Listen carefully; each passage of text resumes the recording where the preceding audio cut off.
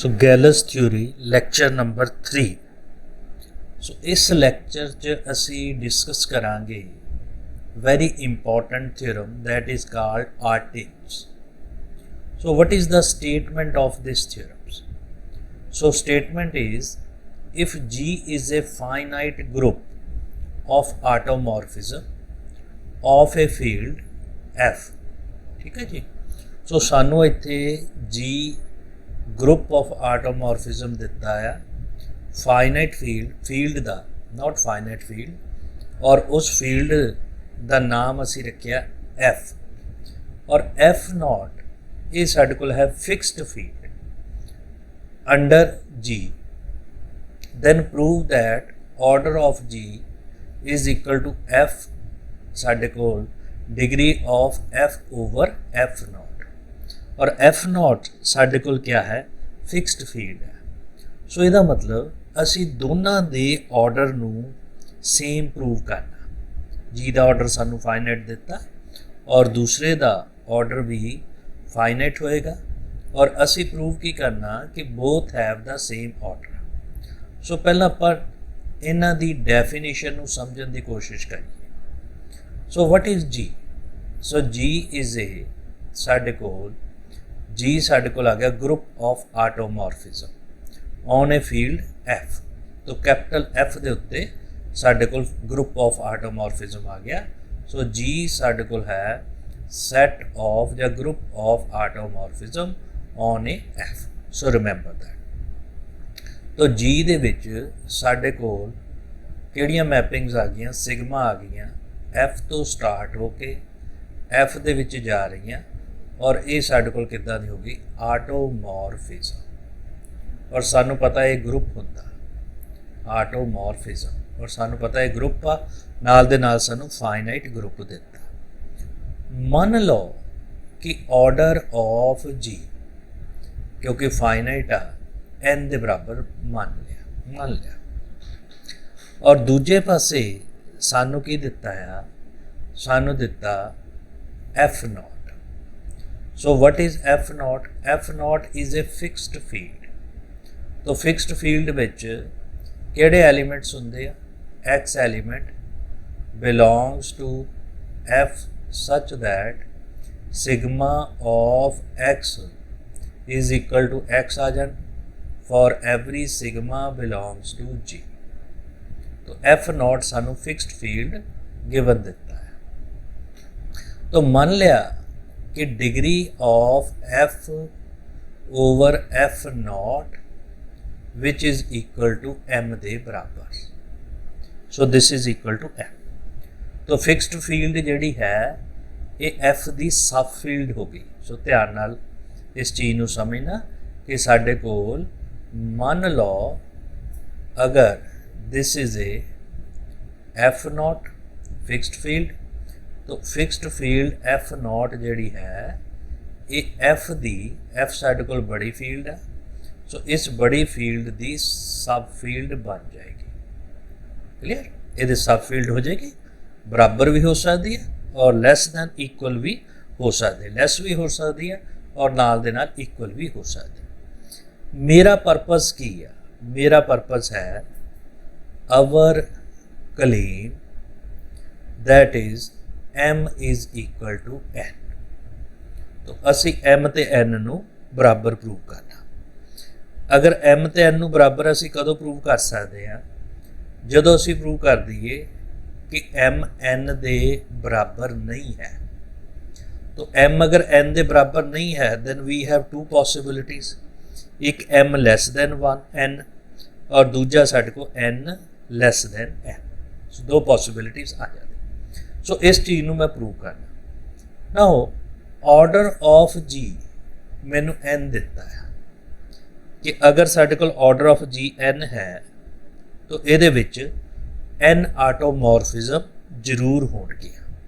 अगर order of G N है so let साडे कोल सिग्मा वन सिग्मा टू करते जाइए sigma N. So these be N distinct automorphism, distinct automorphism morphism in G. ठीक है जी, क्योंकि ਇਹਦਾ ਆਰਡਰ ਅਸੀਂ n ਲੈ ਲਿਆ, तो ਇਹਦੇ ਵਿੱਚ n ਡਿਸਟਿੰਕਟ ਆਟੋਮॉर्फिज्म ਹੋਣਗੇ। और ਸਾਨੂੰ पता कि ਜਿਹੜੀ ਆਟੋਮॉर्फिज्म है वो ਲੀਨੀਅਰ ਇੰਡੀਪੈਂਡੈਂਟ ਵੀ ਹੁੰਦਾ, सो ਉਹਨੂੰ ਅਸੀਂ ਬਾਅਦ 'ਚ ਦੇਖਾਂਗੇ। ਉਸ ਤੋਂ ਬਾਅਦ ਸਾਨੂੰ degree of f over f naught किहदे बराबर दित्ती, m ਦੇ बराबर। ਇਹਦਾ मतलब ਇਹਦੀ बेसिस ਦੇ ਵਿੱਚ m ਵੈਕਟਰ ਹੋਣਗੇ, तो वो भी अजूम कर लिए।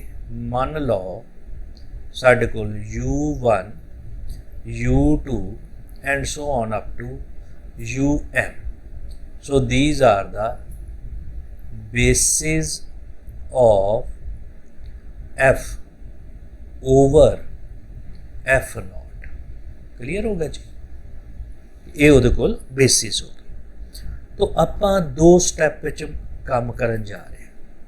स्टैप नंबर 1, सो स्टैप नंबर 1 च देखिए असी प्रूव करना चाहते m ते n बराबर हो। मान लो इस केस दे विच m जिहड़ा है it is less then n, suppose m is less then n।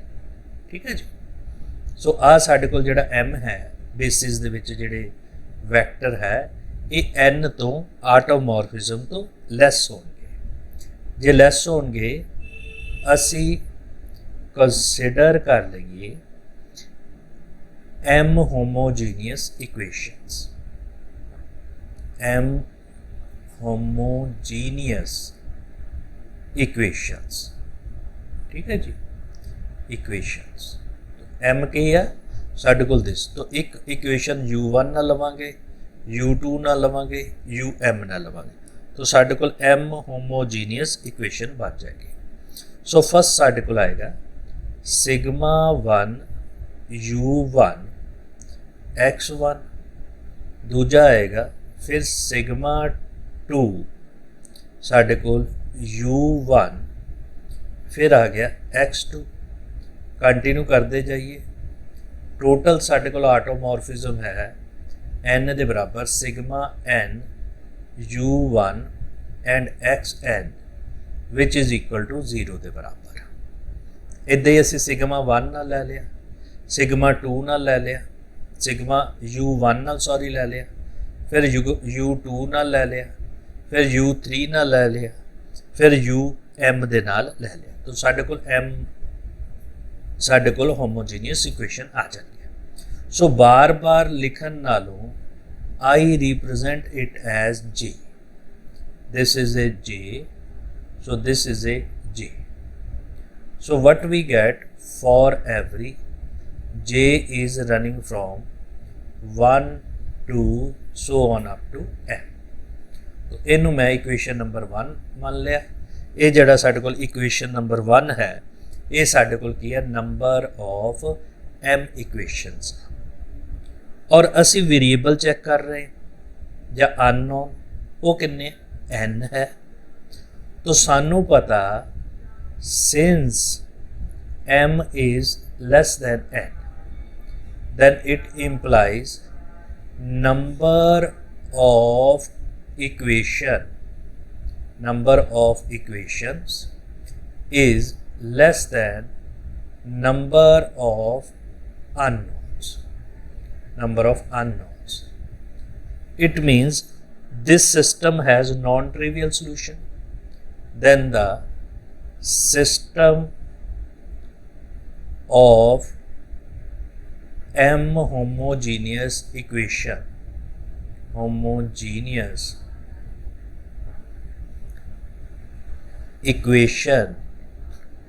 have non-trivial solutions,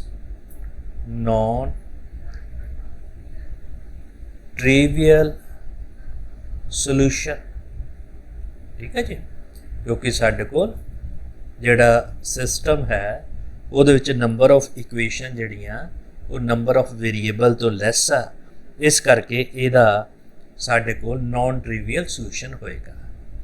non trivial solution का मतलब नॉट ऑल जीरो, भी सारे एलीमेंट सारे वेरीएबल जीरो नहीं हो सकते और उन्होंने आपां की मान लीए x1 नूं a1 मान लीए x2 नूं a2 मान लीए और xm नूं असी am मान लीए m तक आना नहीं n तक तो xn नूं असी an मान लीए ये साडे कोल नॉन ट्रिवियल सोल्यूशन आ जाएगा।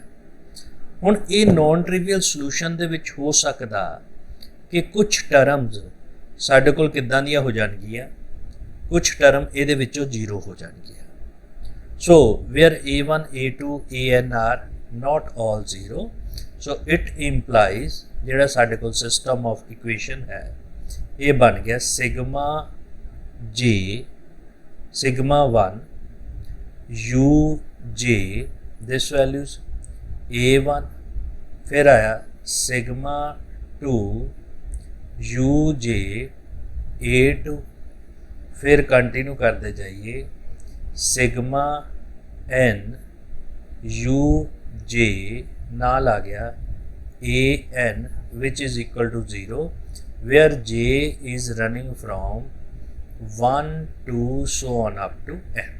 ठीक है जी, तो सोल्यूशन है तो उस सोल्यूशन नूं आपां इक्वेशन च पुट करता साडे कोल उहनूं असीं इस ढंग नाल रिप्रजेंट कर सकते हैं। और नाल दे नाल सानूं पता होना चाहिए कि जिहड़े साडे कोल a1 है a2 है एंड an है so this are not all zero member of f। तो जिथे असीं वेरीएबल्स ले नॉट साडे कोल all zero member of f दे विचों ये एलीमेंट है तो ये साडे कोल सारे दे सारे जीरो नहीं हो सकते। हुण आपां गल करनी f0 दी। सो f0 क्या है f0 साडे कोल फिक्स्ड आ गया। सो इहदे विच साडे कोल वो सारे दे सारे अल्फा फील्ड चों होणगे जिन्हां दा फिक्स्ड हो जांदे sigma alpha is equal to alpha for every साडे कोल सिग्मा बिलोंग्स टू जी। तो f0 क्योंकि फिक्स्ड फील्ड है तो फिक्स्ड फील्ड की डेफिनेशन नाल ये कंडीशन सैटिस्फाई होती। और इन्हां बारे पता ही है कि आ जिहड़े सिग्मा आई है ये जी नूं बिलोंग करते हैं क्योंकि ग्रुप दे ऑटोमॉर्फिज्म आ।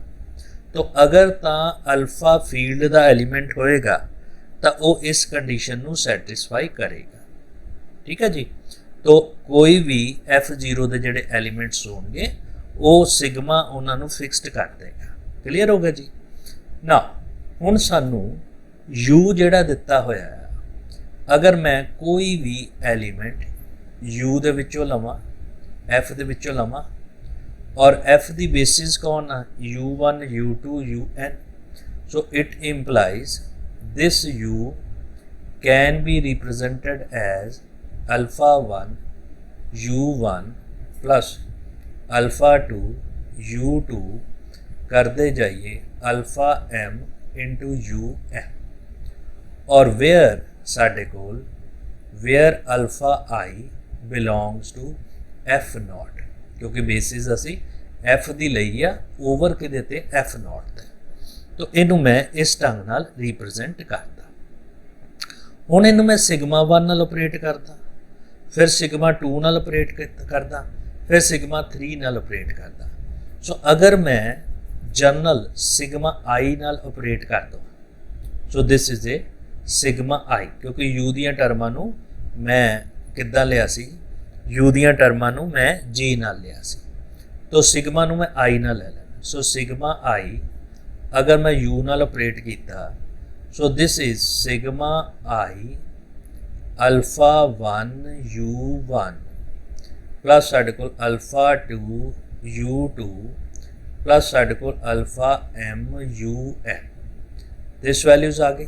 ठीक है, हुण उस तो बाद आटोमॉर्फिज्म का बेनीफिट लईए नाल दे नाल फिक्स्ड एलीमेंट का बेनीफिट लईए। ये आ गया सिग्मा आई अल्फा 1 और सिग्मा आई अल्फा 1 की बन गया अल्फा 1 ही रह गया। फिर आया सिग्मा आई u1 फिर आया alpha two sigma I U two, क्योंकि F0 का बेनीफिट लिया। अल्फा आई किनू बिलोंग करता F0, तो सिग्मा आई तो वो वैल्यू की हो जाए फिक्सड हो जाएगी, प्लस साढ़े कोल alpha M sigma I U N. ये मैं एक ਲਈ ਕੀਤਾ, पर ये सारिਆਂ ਲਈ ट्रू है for every I is running from 1 2 and so on up to N. तो असी एन वाली टर्म्स आई नाल लईਆਂ और एम वाली टर्म साढ़े कोल जी नाल लईਆਂ। ठीक है जी। सो असी इनू इस ढंग दे नाल रिप्रजेंट करता।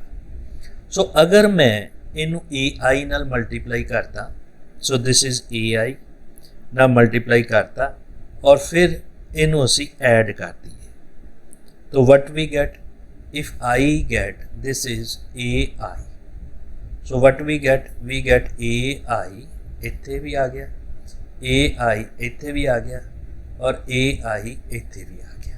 ठीक है जी।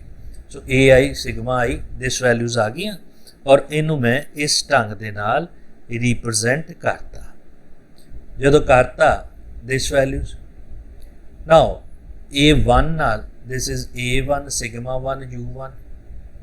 सो I is running from 1 to n substitute करके फिर आपां इहदी समीशन लै लईए। चलो समीशन मेरे को आ गई A1 सिग्मा 1 U फिर आ गया प्लस A2 सिग्मा 2U। ठीक, कंटिन्यू करते जाइए प्लस साढ़े को AM AN sigma N U। ठीक है आई। So what is this? This value is summation of AI sigma I U और this is running from I running from 1 to N तक। ठीक है, आ तुहाडे कोल वैल्यू पई है, तो यदि असी समीशन लैके सबस्टिट्यूट कर दईए इस values. So what we get basically जिहड़ी साडे कोल आ इक्वेशन है, अगर मैं इनू जे दे विच रिप्रजेंट करना, सो दिस इक्वेशन इज साडे कोल जे नाल ए वेरी कर रहा। चलो इनू पूरे दा पूरा ही आपां लिख दईए। So this value I is running from 1 to लैके सिग्मा आई U1। तो यदि समीशन लई यदि भी समीशन आ गई, दिस समीशन और फिर साढ़े कोल दिस समीशन। सो साढ़े कोल this value is equal to, जो असी यदि वैल्यू सबस्टिट्यूट की समीशन लई, तो this value is equal to alpha 1 वाली टर्म अलग कट लो, तो तुहाडे कोल की बचिया A1 इंटू सिग्मा 1 U1 फिर आया A2 which is equal to sigma 2 फिर U1। कंटिन्यू करते जाओ और प्लस साढ़े को ए दियां टर्म्स n तक जाएंगियां sigma n into U1। This values आ गई। इदा ही अल्फा 2 वाली टर्म आ गई। सो दिस वैल्यूज उत्थे की होएगा A1 sigma 1 same, A2 sigma 2 same, सिर्फ U1 की जगह पर साढ़े को U2 आ जाएगा। सो इदा ही करते जाइए अल्फा 1 अल्फा 2 असी कित्थे तक जावांगे अल्फा M तक चलांगे और इत्थे साढ़े कोल की आएगा A1 सिग्मा 1 सिर्फ इत्थे की आएगा UN प्लस साढ़े कोल A2 सिग्मा 2 नाल आ गया UM। कंटिन्यू करते जाइए फिर आया AN सिग्मा N नाल आ गया UM। दिस वैल्यूज आ गई। A1 सिग्मा 1 यदी वैल्यूज सानू पता कि बराबर आ 0 के बराबर बाय इक्वेशन नंबर 1 और अगले दी भी 0 के बराबर आ और लास्ट दी भी 0 के बराबर आ। So total sum is equal to कि बराबर आ जाएगा विच इज इक्वल टू 0 और दिस इज फॉर एवरी साढ़े को A1 sigma 1 plus A2 sigma 2 U and AM sigma M जी साढ़े को आ गया sigma N U equal to 0 के बराबर for every U belongs to F and A1 A2 AN साढ़े कोल की है नॉन जीरो है ना। So what we get this values A1 sigma 1 U, फिर आया साढ़े कोल A2 सिग्मा 2 U, कंटिन्यू करते जाओ, और लास्ट साढ़े कोल आ गया AN sigma N U, and this term is equal to 0. So from this, what is U? U is element belongs to F. Or what is A1, A2, A साढ़े कोल AN. So R in F and not all 0, not all 0. ਇਹਦਾ ਮਤਲਬ ਆ ਜਿਹੜੀਆਂ ਆਟੋਮੋਰਫਿਜ਼ਮ ਆ ਇਹ set ਕਿੱਦਾਂ ਦਾ ਹੋ ਗਿਆ, ਲੀਨੀਅਰ ਡਿਪੈਂਡੈਂਟ ਹੋ ਗਿਆ। So it implies, which is contradiction. So it implies sigma 1, sigma 2 and sigma n. These are linear dependent. अगर linear dependent आ गया, so which is absurd. Which is absurd. क्यों? क्योंकि ਜਿਹੜੀਆਂ ਸਾਡੇ ਕੋਲ ਆਟੋਮੋਰਫਿਜ਼ਮ ਹੁੰਦੀਆਂ ਉਹ ਹਮੇਸ਼ਾ ਸਾਡੇ ਕੋਲ ਲੀਨੀਅਰ ਇੰਡੀਪੈਂਡੈਂਟ ਹੁੰਦੀ ਹੈ। ਇਹਦਾ ਮਤਲਬ ਜੋ ਅਸੀਂ ਅਜ਼ੂਮ ਕਰ ਰਹੇ ਸੀਗੇ ਉਹ ਠੀਕ ਨਹੀਂ ਹੈ, ਔਰ ਅਸੀਂ ਕੀ ਅਜ਼ੂਮ ਕਰ ਰਹੇ ਸੀ, m is less than n, ਅਗਰ ਉਹ ਠੀਕ ਨਹੀਂ ਹੈ ਇਹਦਾ ਮਤਲਬ m ਜਿਹੜਾ ਹੈ ਇਹ n ਤੋਂ ਛੋਟਾ ਨਹੀਂ ਹੋ ਸਕਦਾ। So this is my first step ਕਿ ਅਸੀਂ ਪ੍ਰੂਵ ਕਰ ਲਿਆ m ਜਿਹੜਾ n ਤੋਂ ਛੋਟਾ ਨਹੀਂ ਹੋ ਸਕਦਾ। ਹੁਣ ਆਪਾਂ n ਨੂੰ ਲੈਸ ਕਰਦਾ ਜਾਂ m ਨੂੰ ਗ੍ਰੇਟਰ ਮੰਨ ਲਾਂਗੇ। ਸੋ ਮੇਰੇ ਕੋਲ ਹੁਣ ਦੂਸਰਾ ਪਾਰਟ ਆ ਗਿਆ, ਮੰਨ ਲਓ ਦਿਸ ਸਪੋਜ਼ ਅੱਗੇ ਅਸੀਂ m ਨੂੰ ਲੈਸ ਲਿਆ ਸੀ, ਹੁਣ ਆਪਾਂ m ਲੈ ਲਿਆ ਗ੍ਰੇਟਰ ਦੈਨ n, ਠੀਕ ਹੈ ਜੀ। ਹੁਣ ਅਗਰ ਅਸੀਂ n ਗ੍ਰੇਟਰ ਦੈਨ n ਲੈ ਲਿਆ ਤਾਂ ਇਹਦਾ ਮਤਲਬ ਸਾਡੇ ਕੋਲ ਕੀ ਹੋ ਗਿਆ ਕਿ m ਸਾਡੇ ਕੋਲ ਕਿਹਦੇ ਐਲੀਮੈਂਟ ਆ, ਉਹ ਹੈਗੇ ਸਾਡੇ ਕੋਲ u1 u2 un ਬੇਸਿਸ ਦੇ ਵੈਕਟਰ। अगर n तो बड़े हो गए ਇਹਦਾ मतलब बेसिस ਦੇ ਵੈਕਟਰ ਸਾਡੇ ਕੋਲ n+1 ਹੋ ਸਕਦੇ, n+2 ਹੋ ਸਕਦੇ, n+3 ਹੋ ਸਕਦੇ। So it implies there exist n+ vectors of basis ਹੋਣਗੇ। ਉਹ ਕਿਹੜੇ ਹੋਣਗੇ, u1 u2 ਐਂਡ un+1, ਠੀਕ ਹੈ। un+2 ਵੀ ਹੋ ਸਕਦੇ, ਇਸ ਤੋਂ ਜ਼ਿਆਦਾ ਵੀ ਹੋ ਸਕਦੇ ਆ। ਇਹ ਸਾਡੇ ਕੋਲ ਕਿੱਦਾਂ ਦੇ ਆ ਗਏ, linear independent vectors of f over ਸਾਡੇ ਕੋਲ f0, ਠੀਕ ਹੈ। m ਨੂੰ ਅਸੀਂ ਬੇਸਿਕਲੀ n+1 ਲੈ ਲਿਆ ਕਿਉਂਕਿ m ਗ੍ਰੇਟਰ ਦੈਨ ਨਾ तो कुछ भी लै सकते थे, असी n+1 लै लिया। हुण अगर n+1 आ गया सो असी n होमोजीनियस लीनियर इक्वेशन जड़ियाँ लईए, homogeneous linear equation. So what is the consider a system of n homogeneous equations, homogeneous equation. ਹੁਣ देखो m वैक्टर ਤੁਹਾਡੇ ਕੋਲ ਕਿਹਦੇ ਤੋਂ ਪੈਦਾ ਹੋ ਰਹੇ, सिग्मा 1 तो सिग्मा 1 तो हो रहे।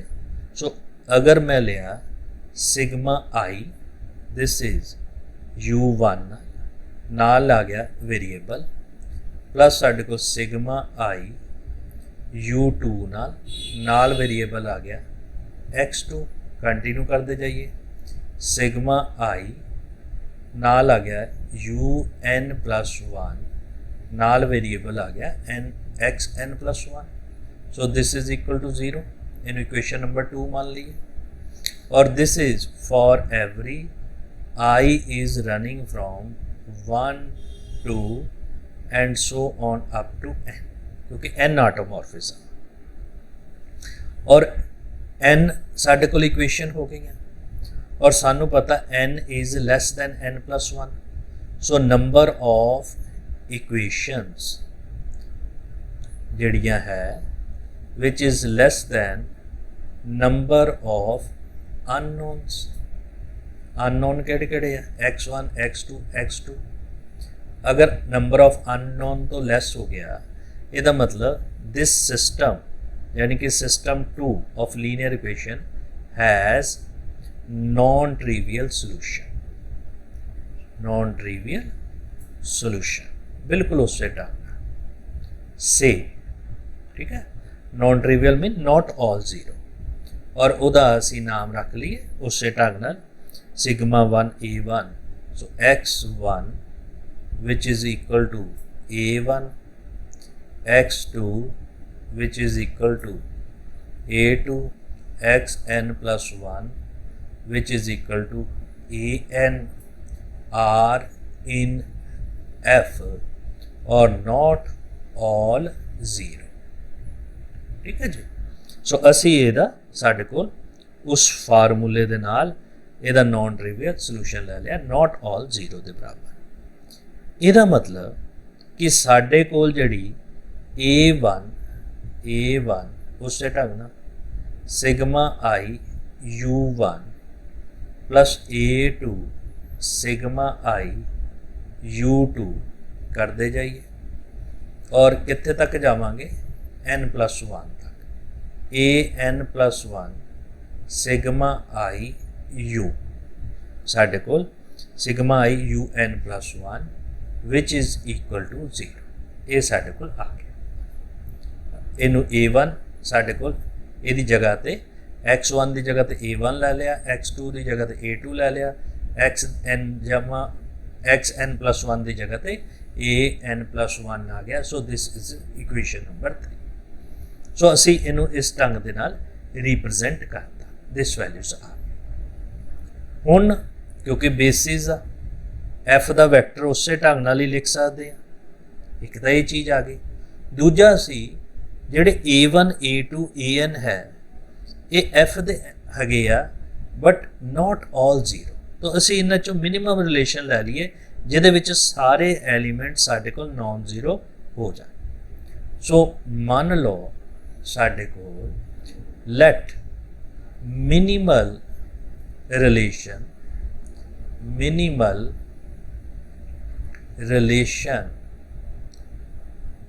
ऑफ इक्वेशन 3 इज, ਇਹਦਾ ਅਸੀਂ मिनिमल रिलेशन ਲੈ लिया, और वो A1 सिग्मा आई U1 करते जाइए, A2 सिग्मा आई U2 चल पे, और कंटिन्यू किया AT sigma I UT equal to 0। ये ले लिया सी मिनिमम रिलेशन। और इस मिनिमल रिलेशन दे विच क्या है, जेड़े साडे कोल A1 A2 और AT है ये सारे कोल F दे एलीमेंट है, और ऑल आर नॉन जीरो, ये सारे दे सारे नॉन जीरो होणगे। सो इस चीज़ नूं आपां मिनिमल रिलेशन जिहड़ा कंसीडर करते हैं, क्योंकि सानू पता जिहड़ी साडे कोल वो इक्वेशन है उस इक्वेशन कुछ A1 A2 0 है, वो बाहर कट के असी नॉन जीरो वाली टर्म्स लै ली, तो नैचुरली वो T है, और T सानू n+1 तो छोटा होएगा। ये बारे सानू बिल्कुल क्लीयर है। हुण आपां कोई आटोमॉर्फिज्म लै लीए, कोई भी साडे कोल सिग्मा आटोमॉर्फिज्म लै लीए किहदे विच्चों G दे विच्चों। ये तो आ गया साडे कोल ऑल आई ली। So I consider sigma is some automorphism belongs to G। अगर सिग्मा आटोमॉर्फिज्म असी G ते लिया तो ये नाल अगर मैं ऑपरेट करदा तो वट वी गेट सिग्मा, फिर साढ़े को आ गया A1 sigma I U1 plus साढ़े को A2 सिग्मा आई U2 कंटिन्यू करते जाओ, प्लस साढ़े को AT सिग्मा आई नाल आ गया UT के बराबर, and this is equal to 0। ਹੁਣ ਇਹ F0 ਦਾ ਐਲੀਮੈਂਟ नहीं है, इस करके A1 ਦੇ ਉੱਤੇ ਇਹ ਫਿਕਸਡ नहीं होएगा। सो बी केयरफुल अबाउट दैट। तो ਇਹਦੇ ਤੇ ਫਿਕਸਡ नहीं होएगा। सो ਇਹਦਾ मतलब ਸਾਡੇ ਕੋਲ ਇਹਦੀ ਵੈਲਿਊਜ਼ ਕੀ ਬਣ ਗਈ? पहली बनी सिग्मा ऑफ A1, फिर बनया सिग्मा सिग्मा आई इंटू U1, इदा ही सिग्मा ऑफ A2, फिर आया सिग्मा सिग्मा आई U2। कंटिन्यू करते जाइए, सिग्मा AD, फिर आया sigma sigma I UT which is equal to 0। ठीक है जी। तो सिग्मा ऑफ A1 A2 साडे कोल इस तरह का बन गया। नो जी दे विच सानू क्लीयर है कि आटोमॉर्फिज्म और ग्रुप आ, तो क्लोज्ड अंडर मल्टीप्लिकेशन होएगी। सिग्मा भी जी का एलीमेंट है और सिग्मा आई भी जी का एलीमेंट है। ਇਹਦਾ मतलब it is closed under multiplication. तो दोनों का प्रोडक्ट यानी सिग्मा इंटू सिग्मा आई ये भी जी दे विच होएगा और जी दे विच तुहाडे कोल आटोमॉर्फिज्म किहड़ी किहड़ी पई? Sigma 1 sigma 2 and sigma N. तो ਇਹਦਾ मतलब इन्हां विचों किसी एक दे बराबर होएगा, ਉਹਦਾ नाम रख लईए असीं sigma J. So it implies जिहड़ी साडे कोल सिग्मा सिग्मा आई है ये भी आटोमॉर्फिज्म है सिग्मा जे, और फॉर सम जे, और जे कितों रन कर रहा 1 टू लैके n तक। फॉर सम जे और जे कितों रन कर रहा 1 2 so on up to n तक।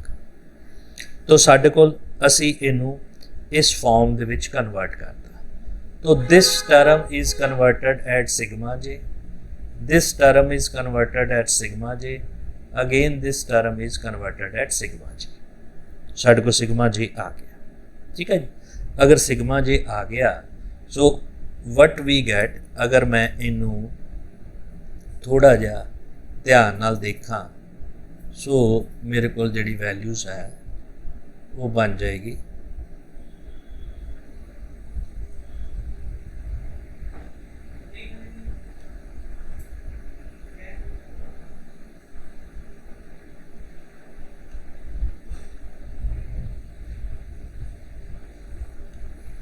ना। अगर मैं इनू थोड़ा जिहा ध्यान नाल देखा तो मेरे को जिहड़ी वैल्यूज़ है वो किद्दां दी बन जाएगी?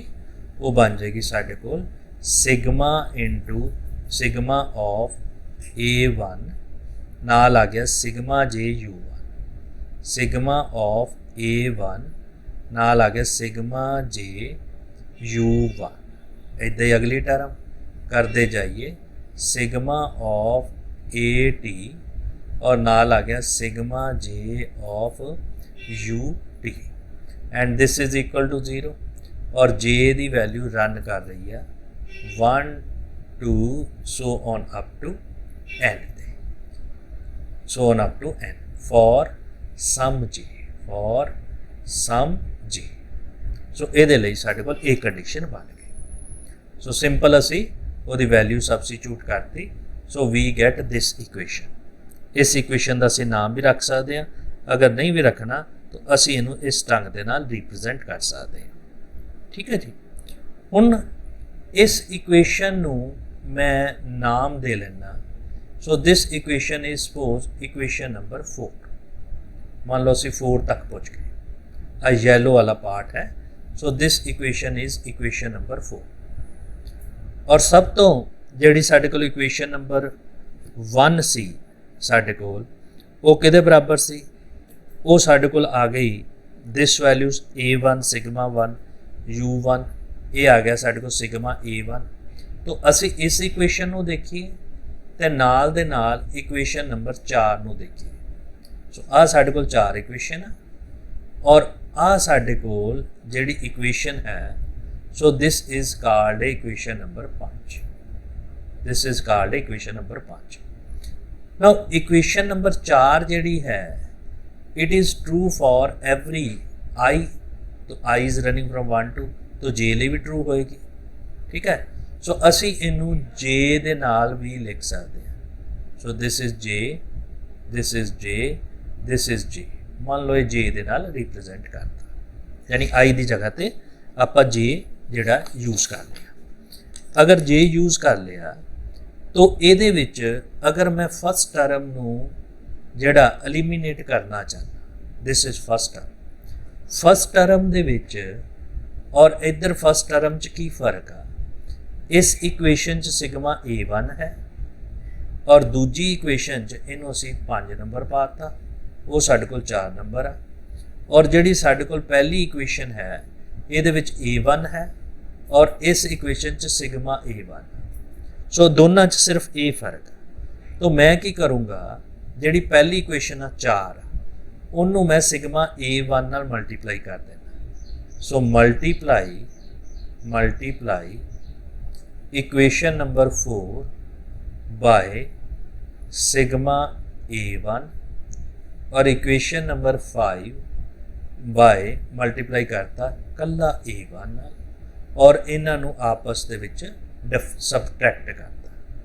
4 नंबर इक्वेशन नू सिग्मा A1 नाल मल्टीप्लाई और 5 नंबर इक्वेशन नू कल्ले A1 नाल मल्टीप्लाई और इन्हां दोनों नू आपस दे विच सबट्रैक्ट करता।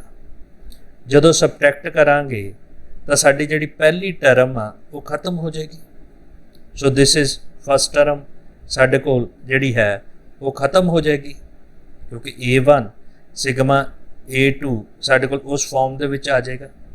ਜਾਂ ਸਾਡੇ ਕੋਲ ਇਹਨੂੰ ਅਸੀਂ ਇਦਾਂ ਵੀ ਲਿਖ ਸਕਦੇ ਹਾਂ ਕਿ ਇਕੁਏਸ਼ਨ ਨੰਬਰ ਜਿਹੜਾ ਸਾਡੇ ਕੋਲ ਜੇ ਲਾਸਟ ਵਾਲੀ ਟਰਮ ਨੂੰ ਖਤਮ ਕਰਨਾ ਤਾਂ ਸਾਡੇ ਕੋਲ ਲਾਸਟ ਵਾਲੀ ਟਰਮ ਨੂੰ ਕਰਨਾ ਤੇ ਇਹਨੂੰ ਮਲਟੀਪਲਾਈ ਕਰ ਦਾਂਗੇ ਸਿਗਮਾ 4 ਨੂੰ 80 ਨਾਲ ਔਰ ਇਕੁਏਸ਼ਨ ਨੰਬਰ 5 ਨੂੰ 80 ਨਾਲ।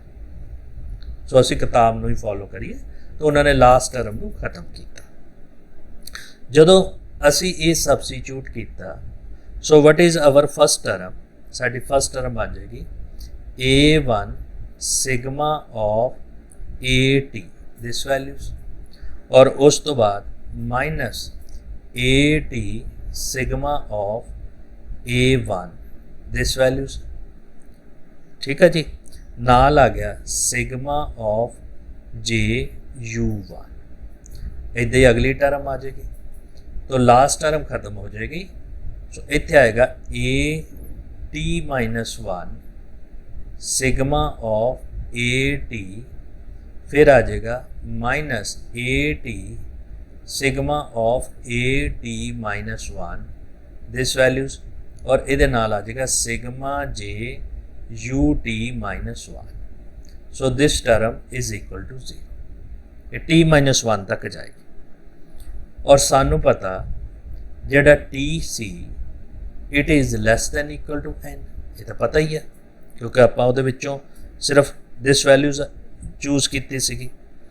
और अगर T साढ़े को less than equal to N है दिस वैल्यूज और N साढ़े को की सीगा कि साढ़े को N+1 असी वो तो साढ़े को लीनियर इंडिपेंडेंट वैक्टर लए सी U1 दे नाल U2 दे नाल। तो साढ़े को from this what we get कि अगर दीज टर्म अगर साढ़े को this term linear independent vector आ सिग्मा जे ये साढ़े को की आ गया सिग्मा JU1 सिग्मा JUT-1। तो सानू T जिहड़ा है it is less than equal to N आपां चूज़ किया। ठीक है, तो N साढ़े को की सीगा, N साढ़े को जिहड़े नंबर ऑफ वैक्टर ग्रुप दे विच सीगे। नाउ फ्रॉम दिस ये तो आपां किद्दां एनालिसिस करांगे। अगर असी मन के चलते हैं कि साढ़े कोल दीज टर्म्स विल बी 0, ये टर्म 0 क्यों होणगियां क्योंकि सानू T less than equal to N दिता है। सो ऑल दीज टर्म्स इहदा नाम रख लेना मैं AR, फिर आ गया सिग्मा A1, ये सारियां टर्म 0 हो गई 1 वालियां। सो AR sigma AT minus AT sigma AR, this term will be 0 for every R is running from 1 2 and so on up to t minus 1। So बड़े ध्यान नाल देखना, लास्ट स्टैप ही है। सो दिस वैल्यूज आ गई। इनू सिंपलीफाई करोगे तो सिग्मा वालियां अलग कर लो, तो तुसी की कर लोगे, A R A T inverse किहदे बराबर आ गया, sigma of A R A T inverse. Simple automorphism का बेनीफिट लवांगे तो वो मुताबिक साढ़े को दिस वैल्यूज आ गई। अगर सिग्मा ते हरेक सिग्मा ते ये एलीमेंट फिक्सड आ, it means A R A T inverse किनू बिलोंग कर जाएगा, F0 नू बिलोंग कर जाएगा। क्यों F0 नू कर गया, क्योंकि ये साढ़े को फिक्सड हो गया। जे फिक्सड हो गया तो F0 नू बिलोंग कर जाएगा। ਇਹਦਾ मतलब साढ़े कोल A R A T inverse ये तो फिक्सड आ, ਇਹਦਾ नाम रख लीए बी आर, और बी आर किहदा एलीमेंट है, F0 का एलीमेंट है, और आर जिहड़ा है ये 1 2 and so on up to t minus 1 तक वेरी कर रहे। साढ़े कोल दिस वैल्यूज आ गई। अगर दिस वैल्यूज आ गई तो ये तो आप ए आर फाइंड कर सकते। So what is A R, so this A R T minus 1 तक ये आ गया साढ़े कोल B R into A T के बराबर। दिस वैल्यूज आ गए। इनू साढ़े कोल जिहड़ी साढ़े कोल इक्वेशन नंबर असी इनू 1 या 4 जिन्हों यूज़ करते हैं वो सबस्टिट्यूट कर दीए। जो सबस्टिट्यूट किया सो वट वी गैट, साढ़े कोल दिस वैल्यूज आ गई। जिहड़ी मिनिमल रिलेशन वाली साढ़े कोल इक्वेशन है वो असी सबस्टिट्यूट कर दीए। जो सबस्टिट्यूट किया सो फस्ट ए टी तो सारे आ जाना, तो साढ़े कोल असी पहले चैक कर लीए इक्वेशन केड़ी है।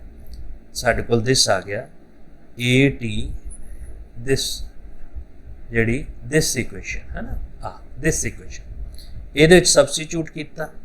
सो t माइनस 1 तक तो सबस्टिट्यूट कर सकते हैं। तुहाडे कोल की है A R which is equal to B R into साढ़े कोल ए टी के बराबर, यही वैल्यूज है। तो इत्थे A1 च आ गया कितना है, B1 ते A1। A1 दे विच आ गया साढ़े कोल B1 ते AT। इधर A2 च आ जाएगा, इत्थे आ जाएगा B1 AT, इत्थे आ जाएगा B2 AT, और इदा ही करते जाइए इत्थे आ जाएगा लास्ट च लोड़ नहीं, इत्थे आ जाएगा B साढ़े कोल T माइनस 1 AT। सो देखिए AT सारे च कॉमन आ रहा, तो बाकी टर्मां नाल B1 B2 BT माइनस 1 लग रहा, पर लास्ट टर्म नाल ये नहीं लगेगा।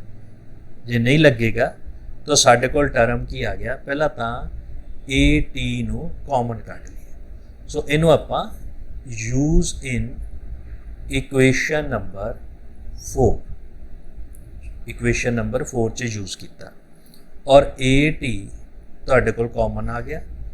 बाकी आ गया फस्ट आया B1, फिर आया सिग्मा दे नाल आपां जे लाया, तो सिग्मा जे यू साढ़े कोल 1 आ जाएगा। फिर आ गया साढ़े कोल B1 सिग्मा 1 आएगा, सॉरी सिग्मा 1। फिर आया B2 सिग्मा 2 U2 देना, करते जाइए B T माइनस 1 तक आएगा, सिग्मा T माइनस 1 नाल आ गया U ऑफ T माइनस 1। अगली टर्म साढ़े को सिग्मा T एंड UT ही रह जाएगी। सो दिस टर्म विल बी 0। ठीक है जी।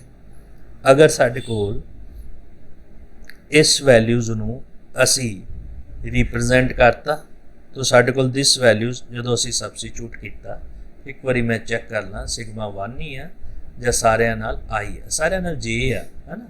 सो जे ही आएगा। सो इनू थोड़ा जिहा आपां करैक्ट कर लीए। So this this and this, so and this, so this is A sigma J and sigma J, फिर सिग्मा जे, और जे दी तुहानू वैल्यूज़ पता ही है 1 2 सो ऑन अप टू कित्थे तक सी n तक सी।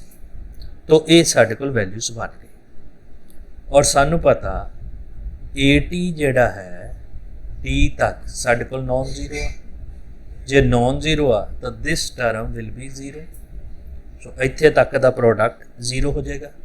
सो it implies B1 sigma J U1 plus B2 sigma J U2 continue करते जाइए।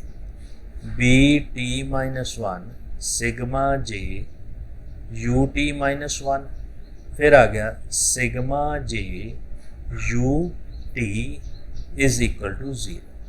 असी इनू इस ढंग नाल रिप्रजेंट करता।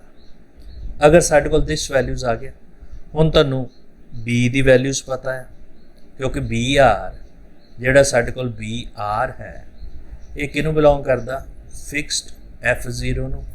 जे F0 नू बिलोंग करदा तो सिग्मा दे उत्ते इहदा जिहड़ा ऑपरेशन है सो सिग्मा J BR किहदे बराबर आ जाएगा BR दे बराबर आ जाएगा। ठीक। सो असी इहदी जगह ते ये वैल्यू सबस्टिट्यूट कर दी। जदों सबस्टिट्यूट करांगे तो सिंपल मैथ जिहड़ी आ आटोमॉर्फिज्म यूज़ किया तो साडे कोल आ गया sigma J B1 U1 plus B2 U2 plus BT -1 UT -1 plus साडे कोल UT which is equal to 0। ठीक है जी। तो इहदा जिहड़ा साडे कोल टर्म है ये 0 के बराबर आ गया। जे it's image is 0 so this element B1 U1 B2 U2 plus साडे कोल BT -1 UT -1 plus 1 into U2 equal to 0। So इहदा मतलब साडे कोल की होया कि ये साडे कोल लीनियर डिपेंडेंट वैक्टर्स हो गए, जबकि ये सानू की गिवन दिता लीनियर इंडिपेंडेंट क्योंकि T उहदे तो लैस आ। So it means this is U1 U2 and UT। so what is this? It is a linear dependent, so which is not possible, which is not possible। क्यों possible नहीं है? क्योंकि सानू पता ये साडे कोल किदां दे एली वैक्टर आ linear dependent linear independent. जे linear independent है ਇਹਦਾ मतलब m जिहड़ा है ये n तो बड़ा भी नहीं हो सकता। तो अगर m n तो छोटा भी नहीं हो सकता, अगर m n तो बड़ा भी नहीं हो सकता तो ਇਹਦਾ मतलब m ते n आपस दे विच बराबर होणगे। जे m ते n बराबर होणगे so it means order of G which is equal to degree of f over f naught। so this theorem is called a Artin theorem, so which is very important।